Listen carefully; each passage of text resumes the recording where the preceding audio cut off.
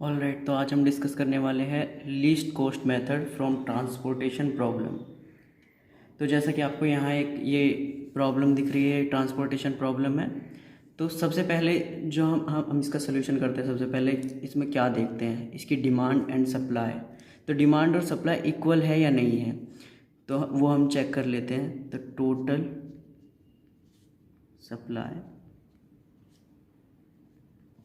Supply है हमारी 50 + 40 + 60, 50 + 40 + 60, ये हुआ हमारा 150। अब हम टोटल डिमांड चेक कर लेते हैं। तो टोटल डिमांड है हमारी 20 + 95 + 35, तो वो भी होती है हमारी 150। ठीक है, अब हम देख रहे हैं कि total supply and total demand दोनों इक्वल है। तो दोनों इक्वल है, इसका मतलब है ये जो हमारी प्रॉब्लम दी गई है ये बैलेंस्ड ट्रांसपोर्टेशन प्रॉब्लम है। और बैलेंस्ड ट्रांसपोर्टेशन प्रॉब्लम को जैसे दिए होती है वैसे का वैसे ही सॉल्व कर लेते हैं। बाय चांस ये दोनों अलग अलग आते हैं, यानी इसका सम कुछ और आता है और इसका सम कुछ और, तब हमें ये बैलेंस्ड करनी पड़ती। बैलेंस करने के लिए हमें dummy column and dummy row add करने होते हैं, वो मैं आपको नेक्स्ट वीडियो में बता दूंगा। फिलहाल इसे सॉल्व करते हैं। तो जैसे कि हमारी ये प्रॉब्लम ऑलरेडी बैलेंस्ड है, तो यहाँ हम लिख लेते हैं सो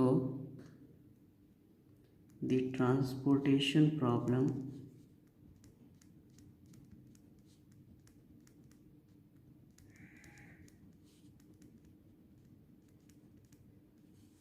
given is balanced. Now we'll find initial basic feasible solution, यानी IBFS, initial basic feasible solution निकालेंगे अब हम इसका। ठीक है, तो सबसे पहले आपने यही करना है कि सबसे पहले डिमांड एंड सप्लाई चेक करनी है। इक्वल है ये, तो इक्वल है तो सही है, वो जो प्रॉब्लम है एज इट इज सॉल्व होगा जैसे दिया हुआ है।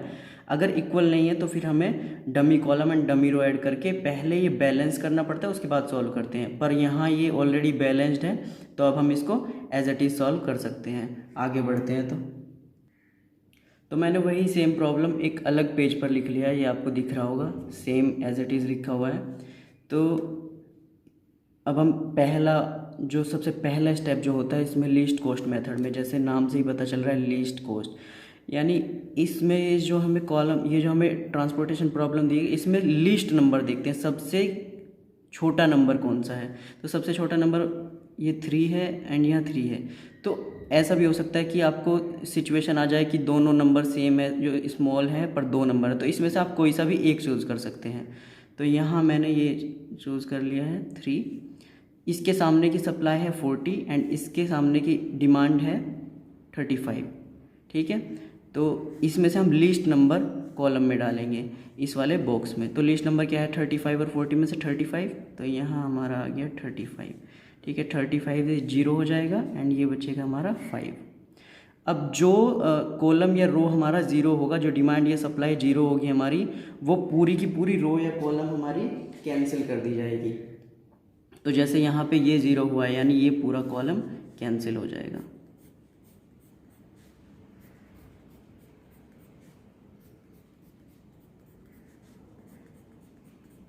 ऑलराइट, तो ये मैंने पूरा कॉलम कैंसिल कर दिया। अब हमारे पास जो बचा है वो इतना है, जो हमारे पास प्रॉब्लम बची है वो इतनी बची। अब इसमें से हम लिस्ट नंबर देखेंगे, तो इसमें से लिस्ट नंबर है 3, तो हम इसको सेलेक्ट कर लेते हैं। इसके नीचे डिमांड कितनी है 20 एंड सप्लाई कितनी है 60, तो लिस्ट कौन सा है 20, तो यहाँ 20 आ जाएगा, ये हो जाएगा 0 और ये हो जाएगा हमारा 40।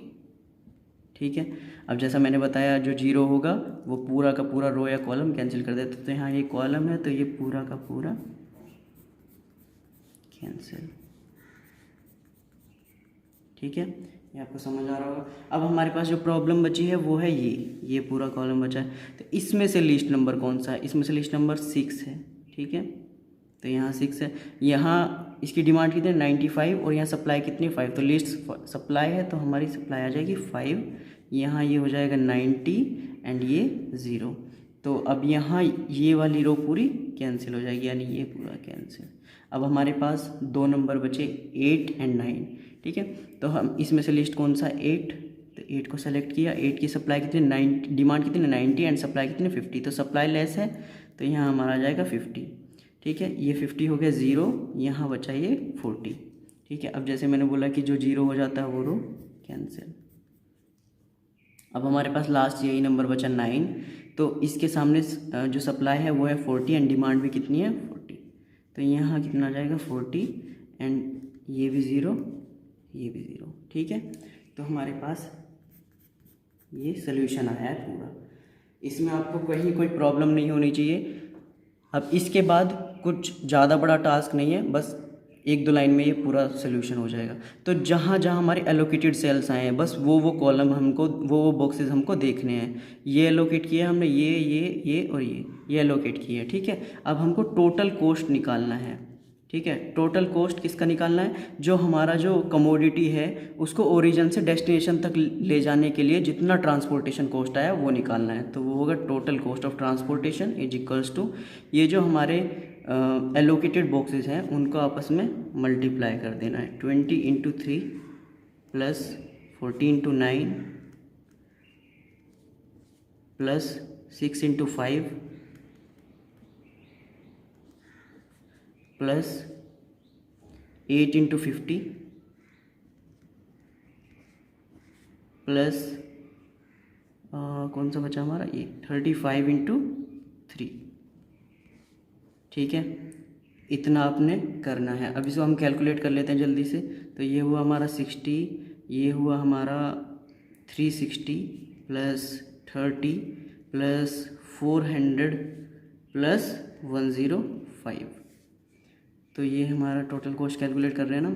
तो अब इसको टोटल कर लेते हैं हम। ये होगा आपका 760, 800, ये होगा आपका ₹955।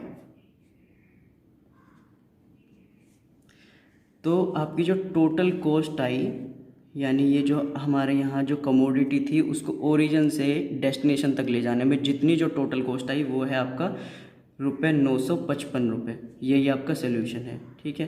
तो आई होप आपको यहाँ कोई प्रॉब्लम नहीं हुई होगी। अब आपके मन में एक सवाल ज़रूर आ रहा होगा कि सर पहले से ही हमारे पास नॉर्थ वेस्ट कॉर्नर मेथड था ट्रांसपोर्टेशन प्रॉब्लम सॉल्व करने के लिए, तो इसकी क्या ज़रूरत पड़ी। तो इसमें और उसमें यही डिफरेंस है कि इसमें जो हमारा शिपमेंट का कॉस्ट भी जोड़ा जाता है, उसमें शिपमेंट का कॉस्ट नहीं जोड़ा जाता था। बस यही डिफरेंस है। ये ज़्यादा परफेक्ट है, वो लीस्ट परफेक्ट है, इसलिए ज़्यादातर इसको यूज़ किया जाता है कंपनी लेवल पे या फिर कहीं इंडस्ट्री लेवल पे। इस वाले मेथड को ज़्यादा प्रायोरिटी दी जाती है। तो आई होप आपको समझ आया होगा। तो मेरे चैनल को सब्सक्राइब करें, लाइक करें एंड वीडियो शेयर करें।